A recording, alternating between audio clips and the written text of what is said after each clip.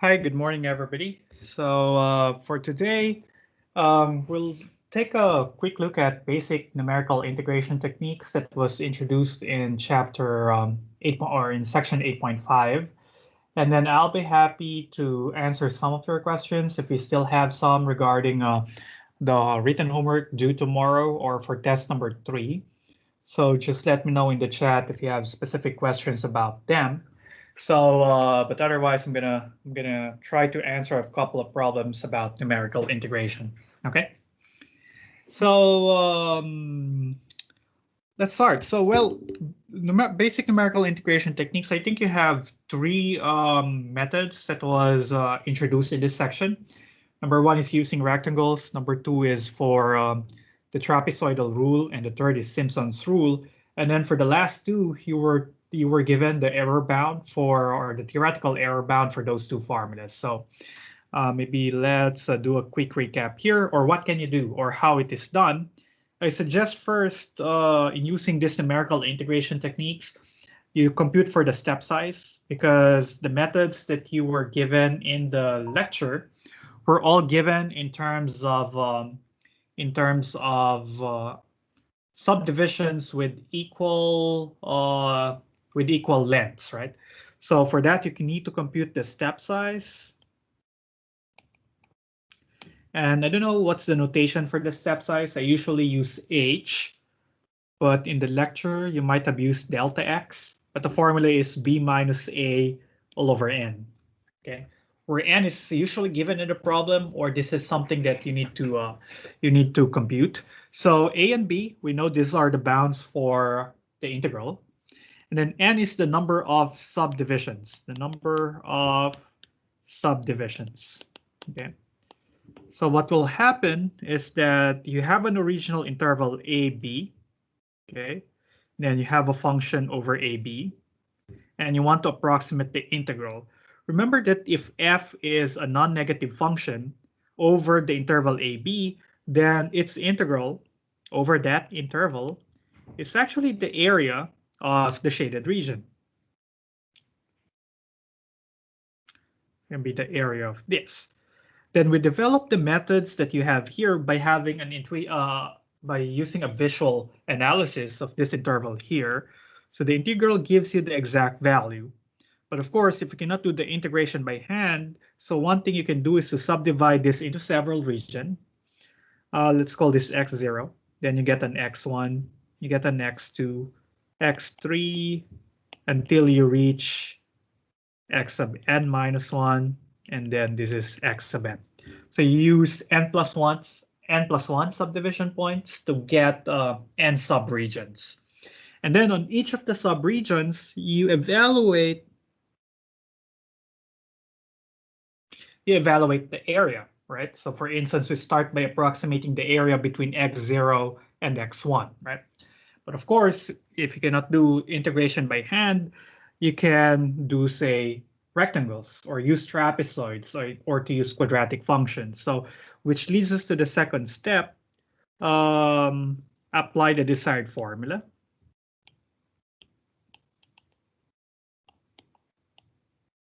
Okay. Now, for instance, I said you have three formulas. First, using rectangles, which has three subcases. Rectangles with left endpoints would be the first. Okay, and your approximate for the area will look like this.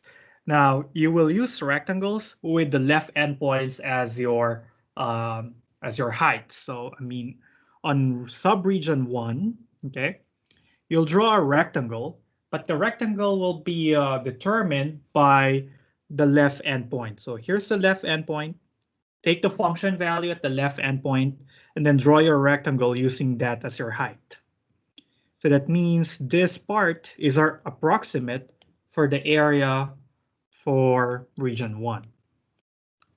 Okay, and we know that this would be how much? This would be h units, and then the height would be the function value at x0, right? Which is the left endpoint. So that would be the first term in your sum. So it's going to be h times f of x of 0. Plus, you go to the second interval. again, you draw a rectangle, but that rectangle should have height determined by the left endpoint. So the left endpoint here is x1. So the height should be drawn using the function value at x1. And here's our estimate. And you see that here we are overestimating the region because the area of the rectangle spans the entire region plus some white space, right? So that's basically the error incurred in this approximation. But what is the area of this rectangle? Well, the width is still h, but the length now is the function value at what? Function value at x1. All right.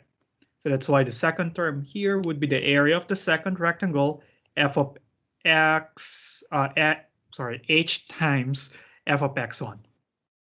And you do this for all of the rectangles until you reach the area of the nth rectangle, which is h times f of x sub n minus 1.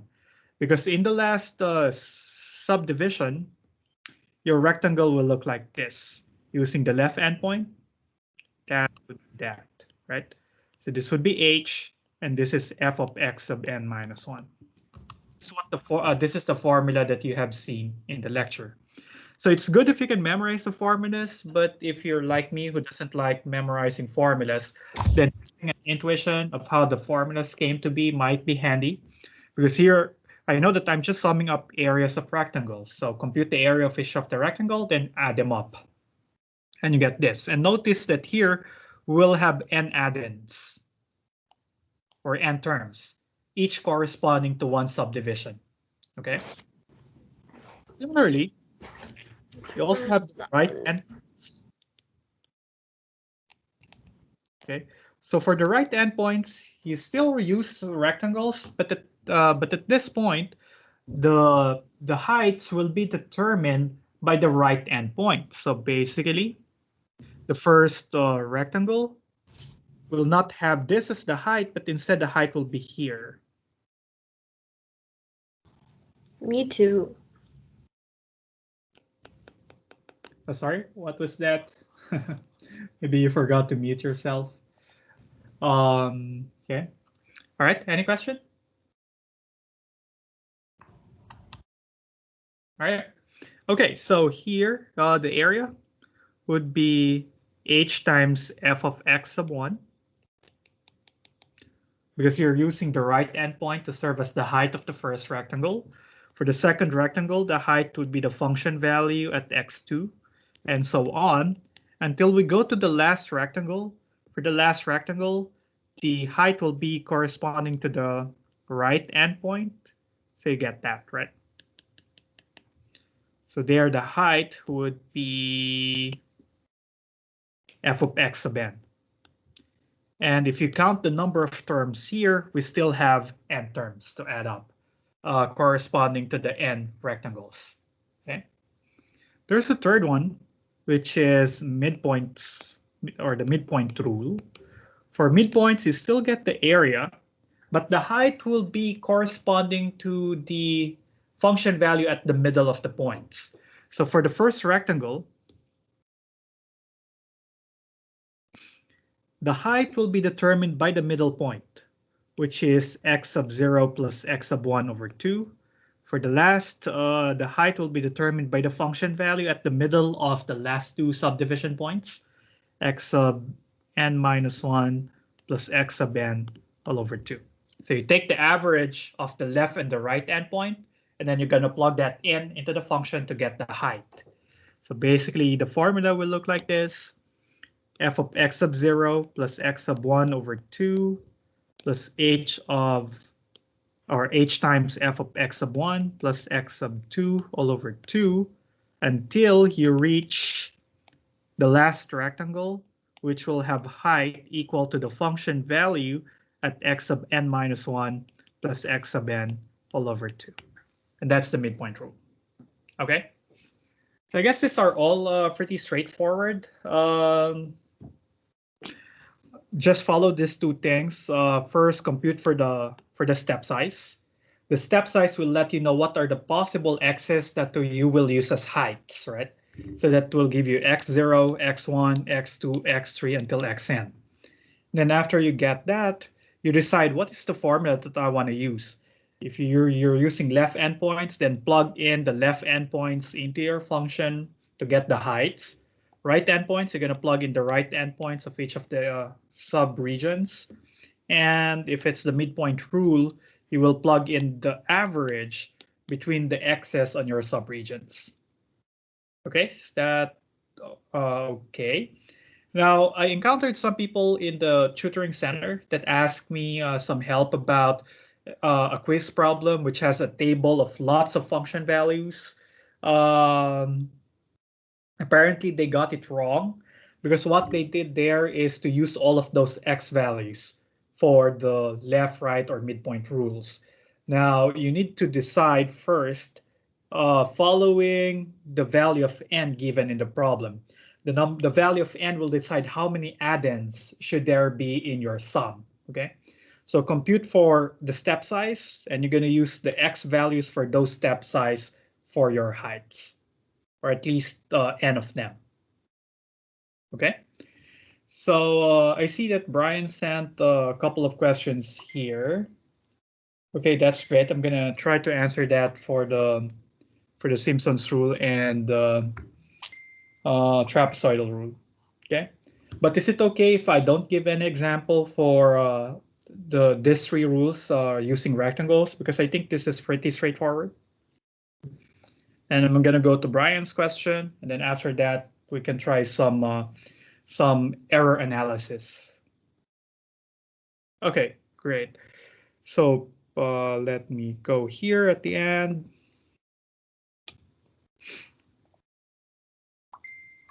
So I just wanted to give you an overview of what happens for the rectangular rules so that you'll have an easier way remembering those formulas. So these are both for, okay. Oh, even before I go there, I want to give a quick example about the trapezoidal and the Simpson's rule. I thought Brian sent some questions about applying those rules, but yeah.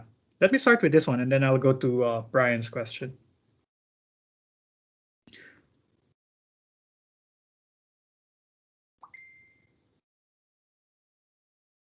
Okay.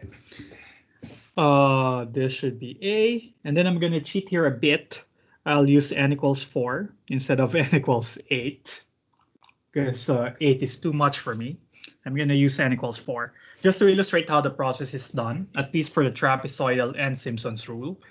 Okay, let's see. So let's start with trapezoidal rule. Yeah, why am I having troubles writing trapezoidal?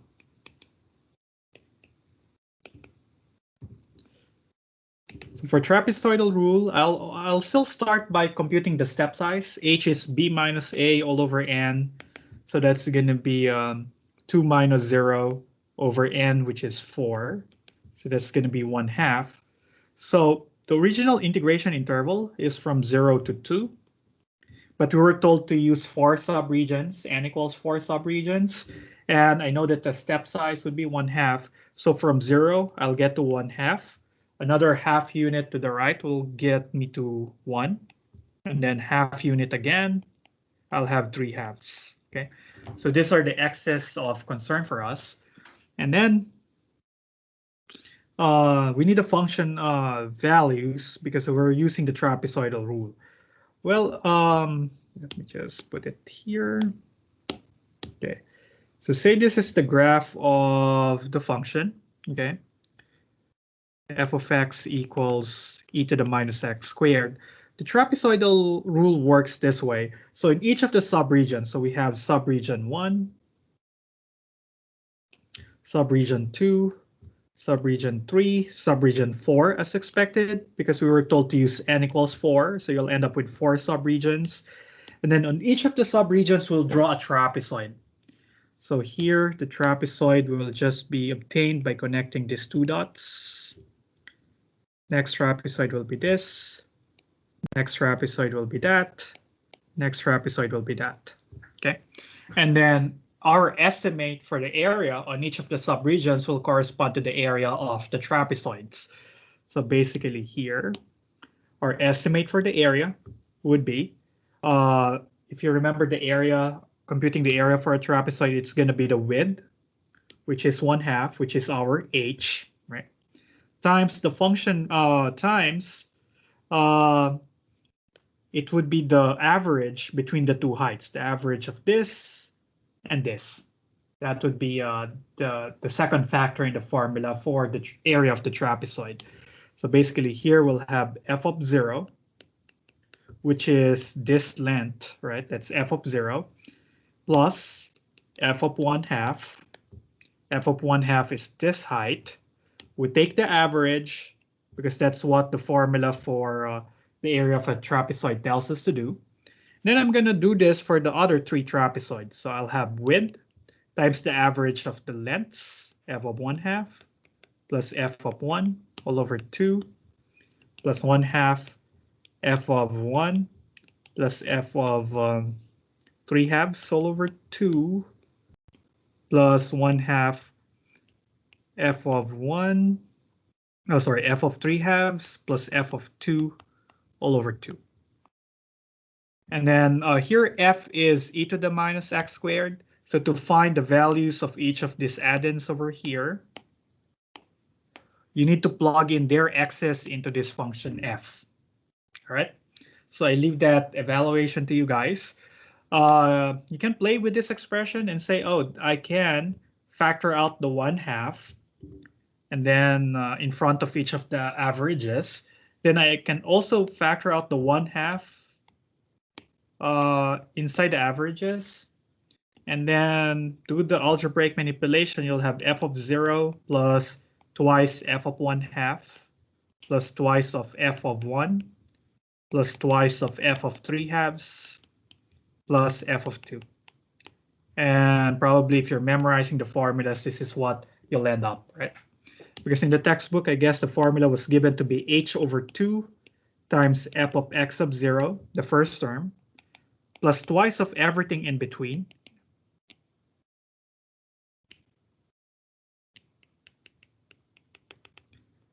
until the second to the last term, plus the last term. Okay. So if you're good at memorization, then this is what you'll use. Otherwise, if you're like me, you're going to go to using the area of a trapezoid. Okay. Now for the Simpson's rule,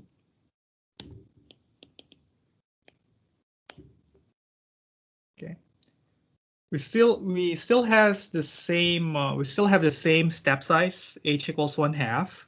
So you get 0, 1/2, 1, 3/2, and then 2.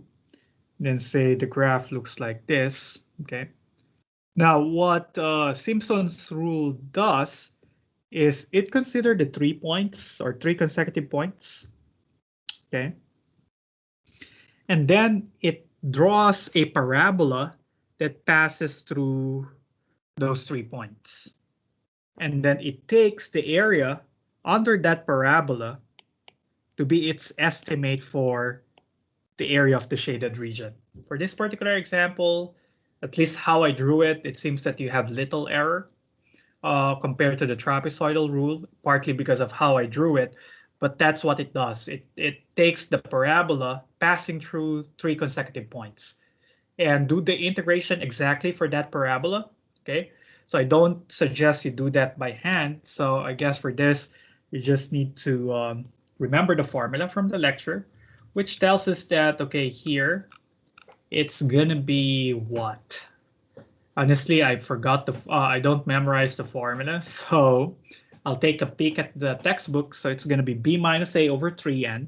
This is gonna be 2 minus 0 over 3 times 4 times function value at the first point plus 4 times the function value at the second point plus twice the function value at the next point plus 4 times the function value at the next point. And then since the next point is the last point, it doesn't have any coefficient. Remember, for the Simpson's rule, you have b minus a over 3n, and then alternating, you get the first point, then alternating 4s and 2s, but when you reach the last point, you'll get a 1 as coefficient. And that would be your estimate. Okay? So most of these are just formula based, so I hope this is good, unless you have some questions about it.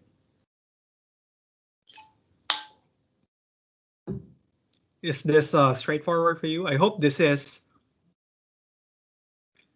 The reason, Kevin, why 4242, it's from integrating a quadratic function all over those intervals.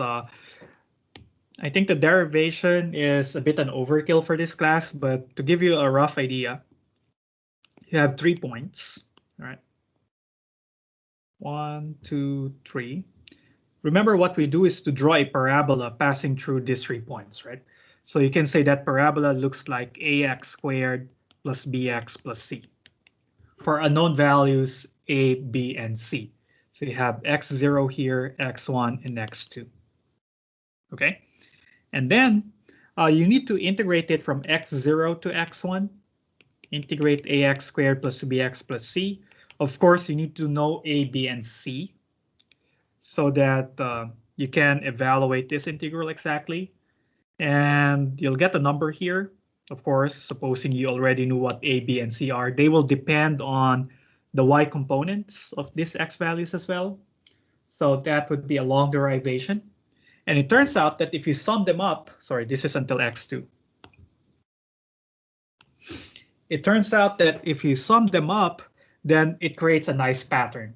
That's how you got the 4242. Though the derivation is beyond the scope of the course, because we need to find what is the parabola that perfectly fits these 3 points, which you need some interpolation techniques, which is discussed in numerical analysis courses. But it's a simple equation it's a nonlinear equation, so I don't think it would be nice to discuss it here. But that's a process. So you draw 3 points, draw a parabola. You exactly need to know how that parabola looks like, and then you integrate that parabola. Then that would be your estimate for the area from x0 to x2. And then if you will sum this up using all the subdivision points, it will create a nice pattern. You'll have a b minus a over 3n times the pattern 1, 4, 2, 4, 2, 4, 2, 4, 2, 4, and then 1. Okay?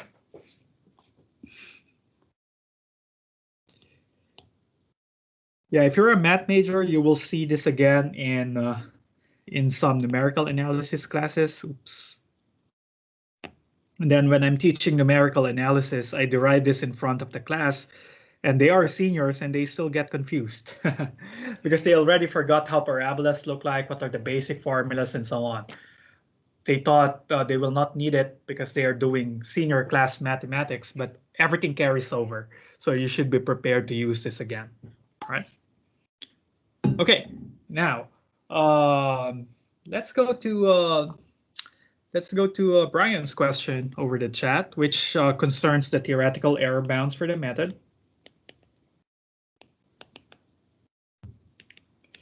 Now remember that when we did the drawing of the when we had the drawing of the region, you see that sometimes you're overestimating or underestimating the area of the region whenever you're using triangle, or if you're using rectangles or trapezoids and so on.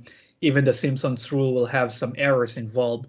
Actually, we worked out, or mathematicians already worked out, what would be an estimate or an error bound for the error, depending on the rule that you use. So to account for those little under or overestimates, we have this formula. So I think you need to remember this at least for the exam. Okay. Now it depends on the method. So for the trapezoidal rule,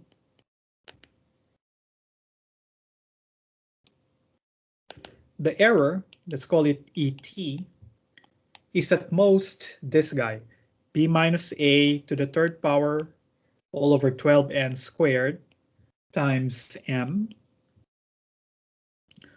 where m satisfies this inequality.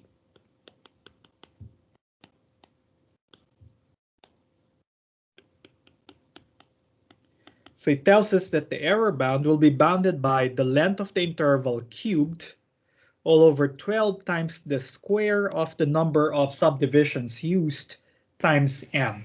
I think the most challenging thing here is to find the value of m. What is m? M is an upper bound for the magnitude of the second derivative of the function to be whose integral is to be approximated. So I'll show you an example of that later. Meanwhile, for the Simpson's rule, the error bound is given by this formula. The derivation of these formulas are for advanced numerical analysis classes, so just believe us when we give you this formula and accept it to be true. So it has a fancier formula because for the Simpson's rule, you need to find an upper bound for the magnitude of the fourth derivative. So this is fine. This is the length of the interval raised to the fifth. 180, that's a constant there. And to the fourth, so number of subregions raised to the fourth power, that's fine. So this factor is completely determined. Times m. What is m? M is a bound, but this time for the magnitude of the fourth derivative. So you need to look at what is the maximum value that the fourth derivative can attain over the interval AB. Okay? And then you can also play with these formulas if you are looking for the value of n, like what Brian asked in the chat. So finally, I get to his question. Now, so for his first question, estimate the error.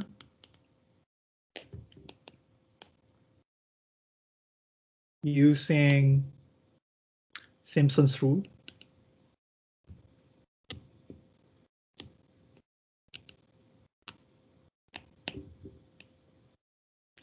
With n equals 6 in estimating the integral from 0 to 4 of sine 4x dx. Right. So we need to estimate the error. Now to estimate the error, remember the formula is here for the error for the for Simpson's rule. The main hurdle here is the fourth derivative, right? So we need to find a bound for the fourth derivative. So probably let's start our solution with that. The function to be or the integrand to be approximated would be sine of 4x. Take its fourth derivative. The first derivative is 4 cosine 4x. The second derivative will be negative 16 sine of 4x. Third derivative would be negative 64 cosine 4x. And then the fourth derivative would be 64 times 4, so that's going to be 16, 256. 256 sine of 4x, okay? Now we need to find an upper bound for the fourth derivative. So the fourth derivative of x we know is equal to 256 sine 4x, or its absolute value, right? But this is just 256 times the absolute value of sine 4x. Okay, I just took 256 out of the absolute value symbol, and I need an upper bound for this. That should be true for all x's between 0 and 4. Okay, so you can just copy any constant multiplier in your bound. So I copy the 256 over there. That's a usual technique. Just bring down all of the constant multipliers, and then take a look at this. From 0 to 4, or for x's between 0 and 4, what do you think is the maximum value for this guy? An idea? What is the biggest value that this expression can take over the interval 0, 4? So we need to maximize this. Yeah, Kevin, 3.999. That's too much. you're right. 3.999 definitely is an upper bound for sine 4x, but usually for error bounds, you want to be as tight as possible. You want to get the smallest upper bound for that magnitude. Okay, Christina is correct. That's a much tighter bound. So remember that sine values just oscillate between -1 and 1, right? So the absolute value of sine is just between 0 and 1, and the maximum value there would be equal to 1.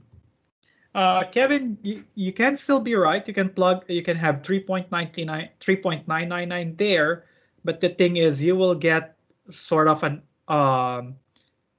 overrated error estimate. You'll get a very large error estimate, but usually for error estimates, we want to be as conservative as possible or as tight as possible. So I'll take Christina's suggestion instead, take 1, because for sure, whatever the angle is, and if I put an angle inside sine, I'll get a value that will never exceed -1 nor 1. So the absolute value will be at most equal to 1. Okay, so I'll take this to be my m, 256, into the formula. So the error using Simpson's rule will be at most, if you go back to this formula, let me just copy this over. Okay, b minus a is 4 minus 0. N is equal to what? N is equal to 6. And then m we know is 256. So this guy would be 4 to the 5th all over 180 times 6 to the 4th times 256. And then just use your calculators to get this value. All right. If it was a free response part, or if you are not supposed to use a calculator, then you can leave your final answer like this. Okay, is that good?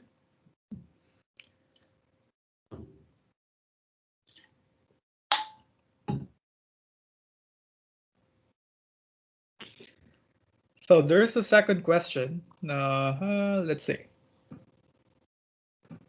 Okay. The next question is, oops. Find n so that the estimate for the integral from 0 to 5 of cosine 2x dx using the trapezoidal rule. I am rephrasing the problem a little bit, but this is question 9 sent in the chat. So we need to find the n so that the estimate for that integral using the trapezoidal rule is within 0.02. Okay, this is another error problem, but this is a little bit different because we already know what's the target error. So we want the error to be at most 0.02. What we are looking for is the value for n, and we were told to use the trapezoidal rule. So you can start your solution by recalling the formula for the error bound. So let me just copy this.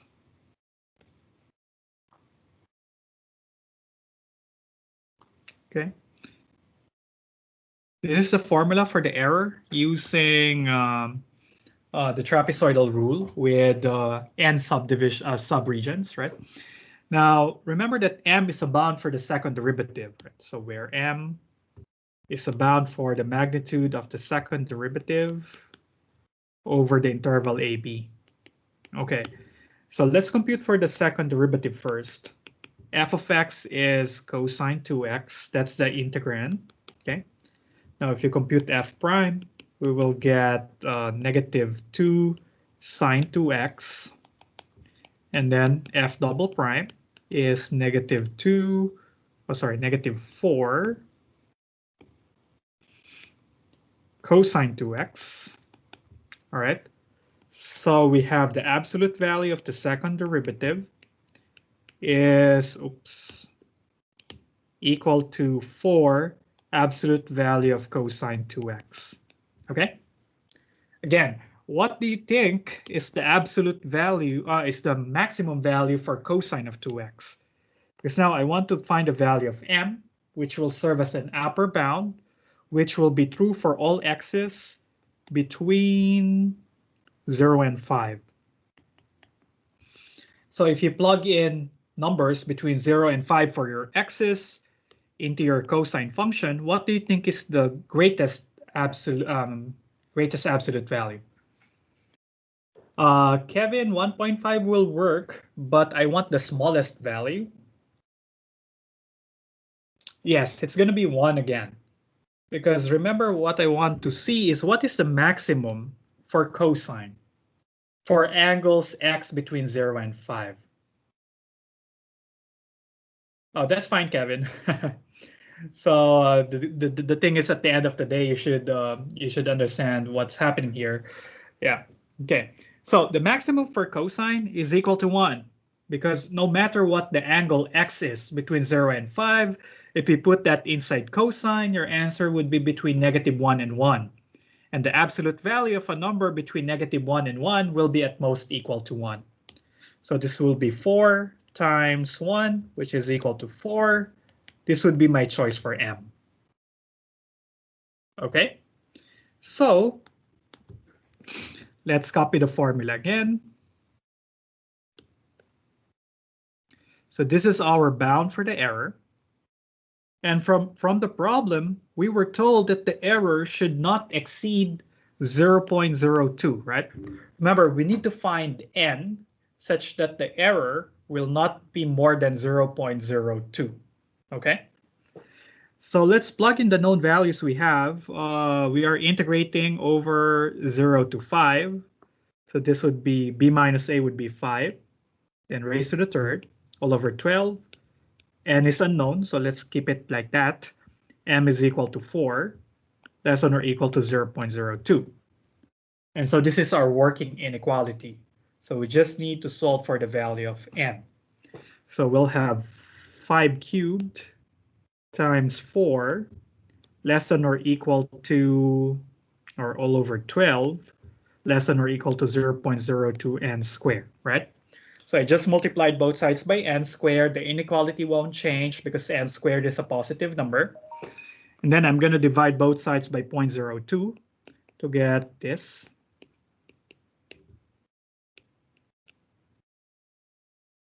Okay, less than or equal to n squared, right? Again, division by 0.02 won't change the inequality because that's a positive number. And then all I need to do now is to take the square root of both sides to get what would be the nice value for n.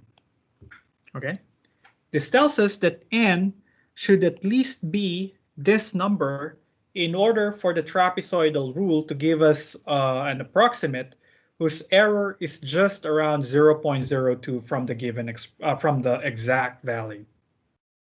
Okay, can somebody use a calculator to evaluate this?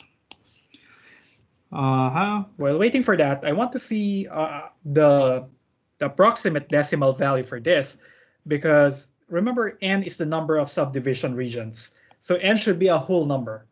So what you'll do, you get a number here, and then you round it up to get what would be the nice value for n. Okay. Did anybody compute for the value?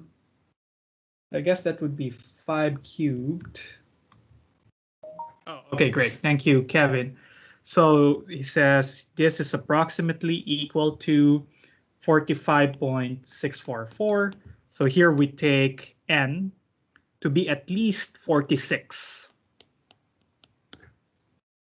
Okay, because if you need at least n equals 45.6 so that the error is guaranteed not to exceed 0.02, but n is a whole number, so we pick the next integer, 46. For instance, you got 45.1. You still need to round it up to 46 because 45 won't be enough. Because if you will use n equals 45, the error might be slightly larger than 0.02. So You need to round up to 46 to guarantee that the error will not be beyond 0.02. Okay, does that make sense?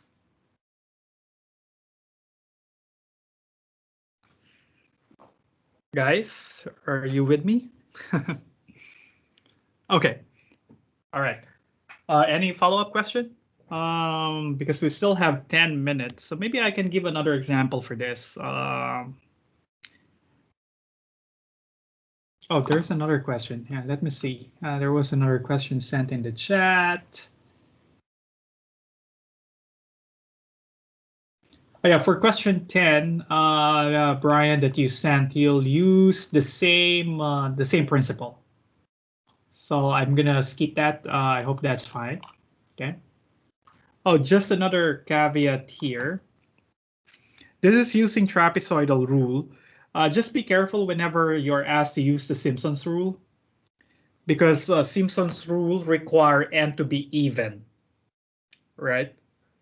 So that means if you compute things and then you say, oh, I used the error bound for Simpson's rule and I got, say, 44.02.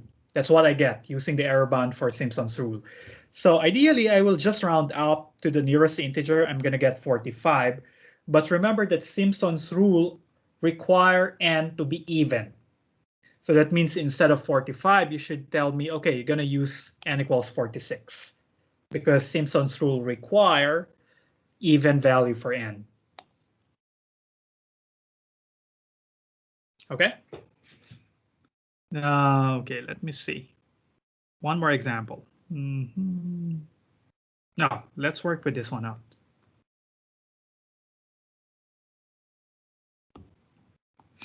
So find the smallest n so that the estimate for the integral from 0 to 2 of e to the minus x squared dx, the one that we solved earlier, using the Simpson's rule,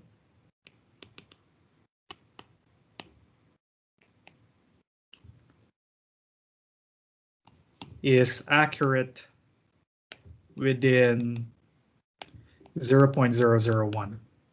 Okay, so same type of problem, but this time we need Simpson's rule. And we want to know, we want the approximation to be accurate within 10 to the minus 3 or 0.001. Okay, so you can say, okay, recall that the error using Simpson's rule, I'm going to copy paste from our notes above. Okay, I'm going to work with this equation here. Okay, now we're looking for n so that the error will not exceed 0.001. So maybe I'll start by looking for the value of m. And the value of m depends on the fourth derivative. Now our function f here is a little bit more complicated than the sine and cosines that we worked before. But let's see how it goes. E to the minus x squared. The first derivative is minus 2x times e to the minus x squared. This would be difficult because I'm gonna need to apply the chain rule. The product rule. So what I'll do here is, again, cheat a bit and say, oh, I'm just looking e to the x, e to the minus x. Or say, let's throw a 2 here. Yeah. So, okay.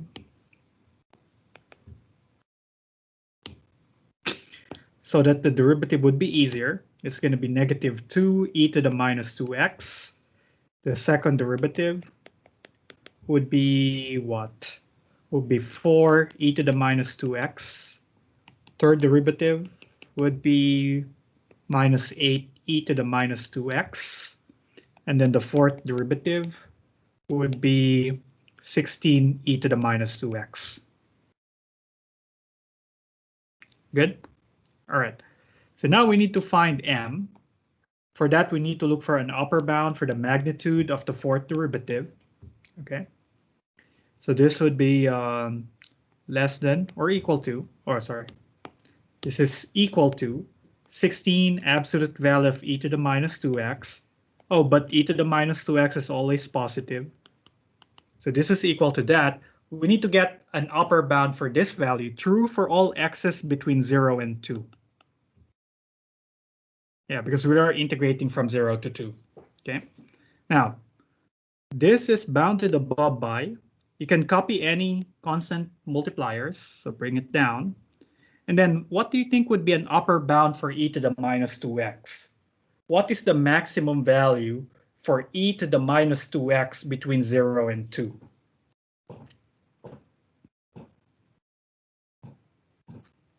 Okay, any guesses? So, yes, Christina and Kevin, you're correct. Why 1? Just a quick disclaimer, this is just a coincidence with the previous example, right? That this turned out to be 1. Oh, nice. Good guess, though. Why 1? Well, one explanation, one way to find an upper bound is to use the maximization or minimization technique you learned in Cal 1. I mean, find the first derivative, find the critical numbers, do the first or the second derivative test, and so on, blah, blah, blah. But you can analyze this guy. This is what? That is simply 1 over e to the 2x, right? We want to maximize this. If you want to maximize a fraction, what you can do is to minimize the denominator, right? And what is the minimum value of e to the 2x? Remember, e to the 2x is an increasing function. Its graph looks like that. Or its derivative is positive, so it is increasing. So if it is increasing, so the smallest value for e to the 2x occurs at the smallest x value on your interval, right? And the smallest x value in our interval is 0. So that means the maximum value of this guy is 1 over e to the 2 times 0, which is just 1 over 1. Okay? Is that how you got it, Christina? Because Kevin admitted he just guessed.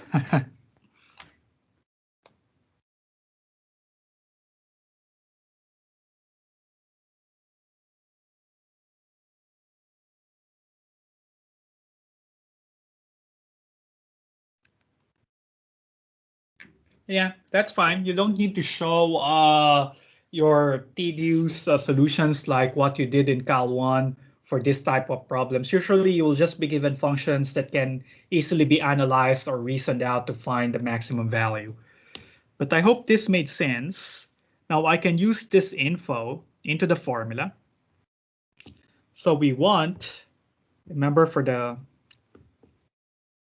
Simpson's rule, got this. Okay, we want this to be less than or equal to 0.001. Plug your known values. So a and b are 0 and 2 respectively. So we'll get 2 minus 0 to the 5th over 180 n to the 4th times m, which is 16, less than or equal to 0.001. And then play with the numbers. So you'll get 2 to the 5th times 16 all over 180 times 0.001 less than or equal to n to the 4th, right? Then take the 4th root of both sides. It's going to be 32 times 16 all over 180 times 0.001. And that's the minimum value, or take the 4th root. That would be the minimum value for n. Okay, can somebody tell me what the value is?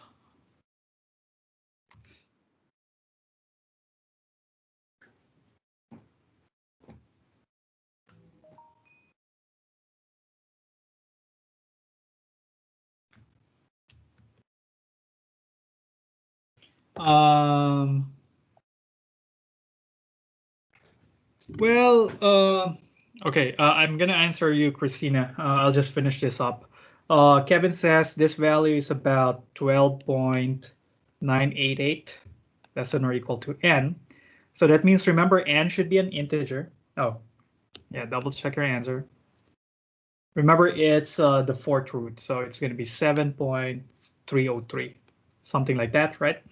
So n is an integer, so you round up to 8. So you should use n equals 8, which fits Simpson's rule because n is even. If you get an odd number after rounding up, then you need to round up another integer to get an even number, because Simpson's rule requires an even n. If it's trapezoidal rule, it doesn't care if you have an odd or an even value for n. Christina, to answer your question, oh, other than trig and e, well, for instance, x squared. So if you have x squared, so over the intervals 0 to 4, for instance, the maximum would be what? The maximum would be 16, right? Because the graph is a parabola from 0 to 4, and it's increasing. So the maximum value would be the function value at 4, which is 4 squared, which is 16. Yeah, something like that. But I don't think you'll be given very complicated functions to get the maximum or minimum of. At most, you'll be given cosines and sines, exponentials, and quadratics. Though it's highly unlikely that you will encounter polynomials inside polynomials in numerical integration, because you can integrate polynomials by hand easily. So I guess it's not practical to use numerical integration techniques for polynomials where you can do everything by hand. Okay. All right, so that's about it for today, unless you guys have some quick questions.